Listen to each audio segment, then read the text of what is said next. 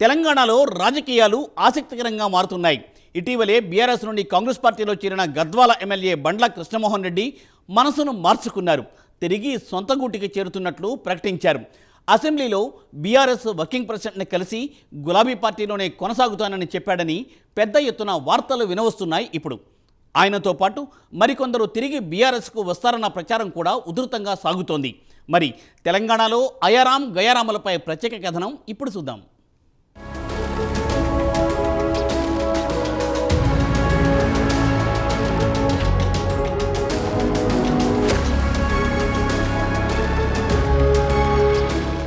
తెలంగాణలో రాజకీయాలు ఆసక్తికరంగా మారుతున్నాయి. ఇటీవల శాసనసభ ఎన్నికల్లో బీఆర్ఎస్ ఓడిపోయిన తర్వాత నుంచి ఆ పార్టీ నుంచి గెలిచిన ఎమ్మెల్యేలు క్రమంగా కాంగ్రెస్లో చేరుతున్నారు.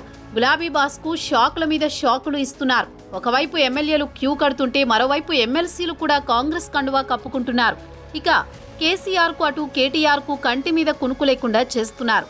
పార్టీలో చివరకు ఎంతమంది మిగులుతారు అన్న అనుమానం నెలకొన్న తరుణంలో బీఆర్ఎస్కు ప్రాణం పోశాడు గద్వాల ఎమ్మెల్యే బండ్ల కృష్ణమోహన్ రెడ్డి.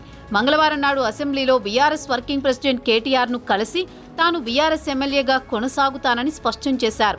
అసెంబ్లీలో బీఆర్ఎస్ కార్యాలయంలో కేటీఆర్తో పాటు మిగిలిన ఎమ్మెల్యేలతో కలిసి దృశ్యాలు ప్రస్తుతం సోషల్ మీడియాలో హల్చల్ చేస్తున్నాయి.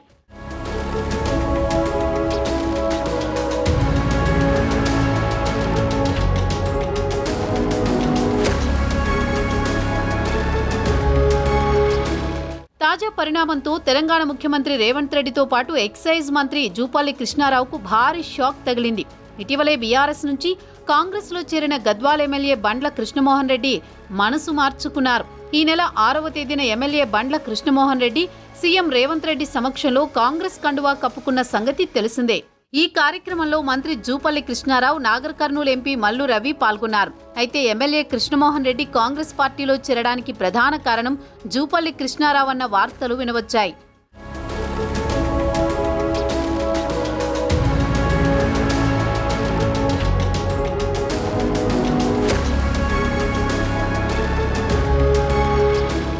రేవంత్ రెడ్డి పలుమార్లు తాను తలుచుకుంటే బీఆర్ఎస్ ఖాళీ అవుతుందని, చివరకు కేసీఆర్, కేటీఆర్, హరీష్ రావు తప్పించి పార్టీలో ఎవరూ మిగలరని హెచ్చరించారు. ఆయన చెప్పిన విధంగానే పావులు కదిపారు. బీఆర్ఎస్కు చెందిన ఎమ్మెల్యేలు, ఎమ్మెల్సీలను, రాజ్యసభ సభ్యులను కూడా కాంగ్రెస్ పార్టీలో చేర్చుకున్నారు. మధ్యలో రేవంత్ ఢిల్లీ వెళ్లాల్సి వచ్చింది. అటు తర్వాత రుణమాఫీతో పాటు శాసనసభ సమావేశాలు రావడంతో ఆయన బిజీ అయ్యారు. బీఆర్ఎస్ నుంచి ఎమ్మెల్యేలను, వలసలను తాత్కాలికంగా నిలిపివేశారు. శాసనసభ సమావేశాలు పూర్తయిన తర్వాత మళ్లీ బీఆర్ఎస్ ఎమ్మెల్యేలకు గాలం వేయాలనే ఆలోచనలో ఉన్నట్టు వార్తలు వచ్చాయి. అయితే గత చరిత్రను తిరగేస్తే ఒక్కసారి పార్టీ మారిన తర్వాత తిరిగి మాతృ సంస్థకు వచ్చిన సంఘటనలు మాత్రం చాలా అరుదు. ప్రస్తుతం ఎమ్మెల్యే కృష్ణమోహన్ రెడ్డి తిరిగి బీఆర్ఎస్కు మారడం రాజకీయ వర్గాల్లో పెద్ద ఎత్తున చర్చకు తెరలేపింది.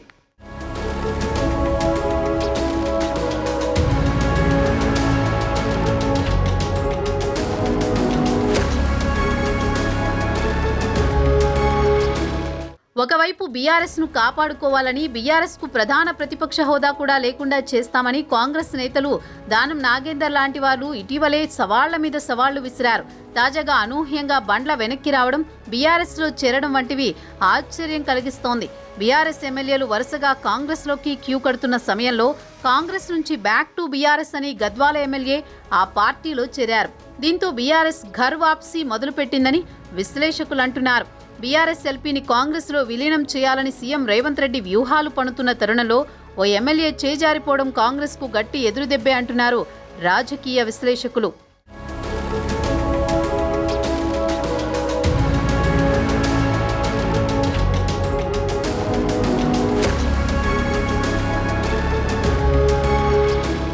బీఆర్ఎస్ నుంచి దానం నాగేందర్, తెల్లం వెంకట్రావు, కడియం శ్రీహరి, అరకెపూడి గాంధీ, పోచారం శ్రీనివాసరెడ్డి, డాక్టర్ సంజయ్, కాలేరు యాదయ్య, ప్రకాష్ గౌడ్, గూడెం మహిపాల్ రెడ్డిలు కాంగ్రెస్లో చేరారు.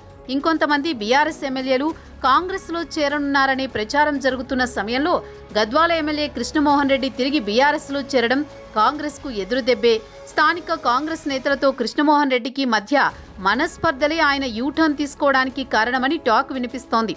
అయితే మరికొంతమంది వాదన మరోలా ఉంది. బీఆర్ఎస్ నుంచి వలసలు తగ్గించేందుకు కేసీఆర్ ఉద్దేశపూర్వకంగా కృష్ణమోహన్ రెడ్డిని కాంగ్రెస్లోకి పంపారని, సమయం చూసి మళ్లీ వెనక్కి రప్పించారంటున్నారు. ఎమ్మెల్యేలు వలసలు తగ్గించేందుకు కేసీఆర్ ప్లాన్లో భాగమే ఇదంతా అంటున్నారు.